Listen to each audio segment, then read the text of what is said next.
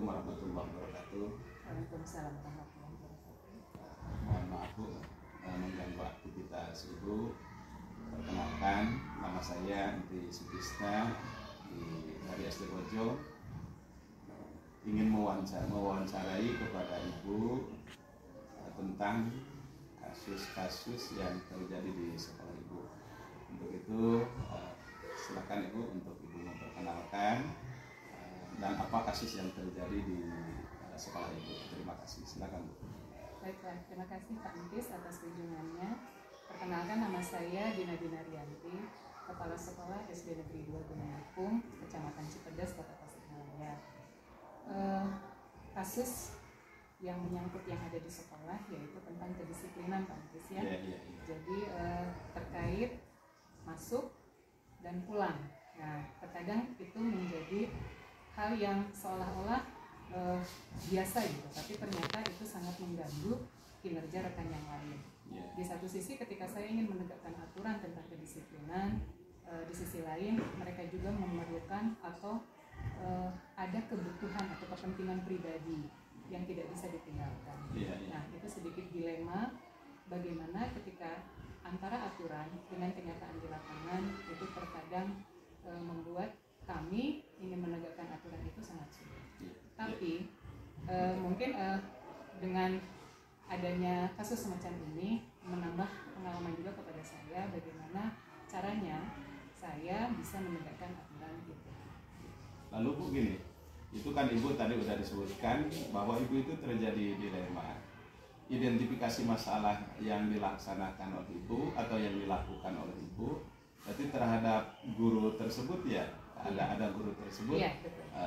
Identifikasinya seperti apa Bu yang dilaksanakan oleh Ibu? Saya mengidentifikasinya itu dari pemantauan. Karena sejatinya pemantauan dan penilaian itu adalah bagian dari supervisi.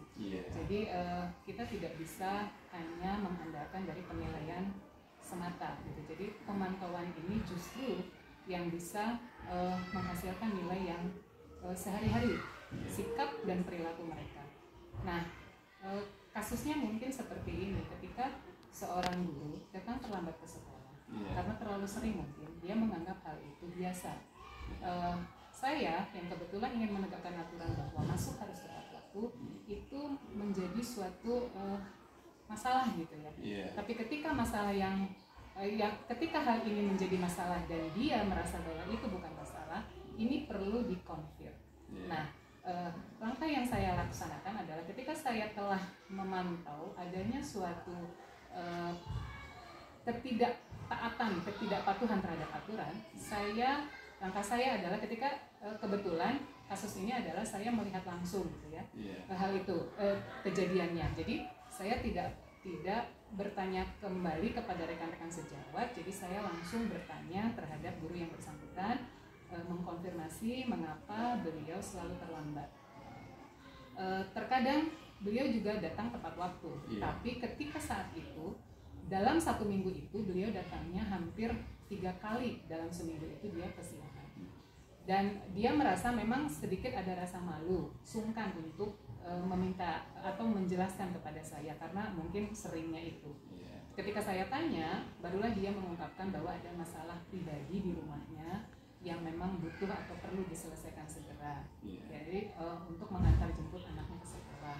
Jadi dia mungkin agak keteteran. Setelah saya tahu permasalahannya seperti itu, saya memberi masukan kepada beliau, bisa tidak untuk mengantar jemput anaknya itu menggunakan jasa angkutan gitu. Jadi sehingga anak bisa datang ke sekolahnya tepat waktu, ibu pun bisa datang ke sekolah dengan tepat waktu. Lalu gini Bu, ketika guru tersebut terlambat, berarti Ibu udah mengidentifikasi. Betul. Lalu mulai dari penyebabnya. Betul. Lalu kenapa guru tersebut kesiangan, padahal secara aturan itu harus ditegakkan. Betul. Ibu juga ada dilema ya untuk Betul. Ibu untuk pengambilan keputusan yang dilaksanakan kepada guru tersebut.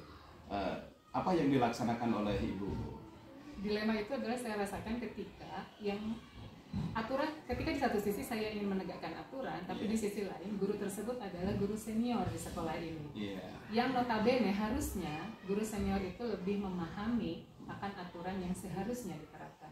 Tapi kita tidak bisa mengesampingkan kepentingan pribadi ini, mungkin beliau juga menyadari, tapi karena rasa sungkan dan setiap belum selesai permasalahannya, jadi dia belum sempat untuk bicara dengan saya. Begitu konfirmasi beliau. Nah, saya selaku pimpinan merasa ada dilema itu ketika saya ini bagaimana cara menyampaikan aturan yang harusnya ditegakkan kepada guru yang lebih senior dari diri saya gitu. Jadi saya tetap memilih waktu yang tepat dengan kondisi dia, dengan melihat suasana keadaan beliaunya. Jadi ketika penyampaian dengan bahasa yang santun, dengan bahasa yang baik, dan akhirnya alhamdulillah dapat diterima oleh beliau. Jadi respon ketika berarti Ibu pemanggilan pun tidak secara langsung ya, Bu? Iya. Lalu saya mengamati dulu. Iya, diamati dulu ya. Untuk karena statusnya guru tersebut adalah guru senior. Iya, betul. Lalu sesudah Ibu laksanakan pembinaan ya terhadap guru tersebut, karena tidak melihat guru senior dan juniornya, sikap dia, Bu, sesudah Ibu melaksanakan pembinaan oleh Ibu seperti apa, Bu, guru tersebut? Alhamdulillah beliau menerima dengan baik, karena mungkin saya memberitahukannya pun dalam memilih waktu yang tepat gitu ya. Jadi tidak penggunaan bahasanya pun yang tepat, jadi diterimanya pun dengan baik. Alhamdulillah beliau juga dapat memahami gitu apa maksud saya gitu. Saya juga sebetulnya dia itu disiplin, Pak. Jadi cuma karena kebetulan ada kepentingan di rumahnya yang belum bisa terselesaikan, jadi akhirnya dia kesiangan gitu. Jadi akhirnya dia sadar gitu, maksudnya tidak terlalu berlarut-larut atau jadi panjang. Dia memahami apa maksud saya gitu. Terus saya memberitahukannya juga tidak di depan rekan yang lain ya, Pak, tidak mempermalukan gitu.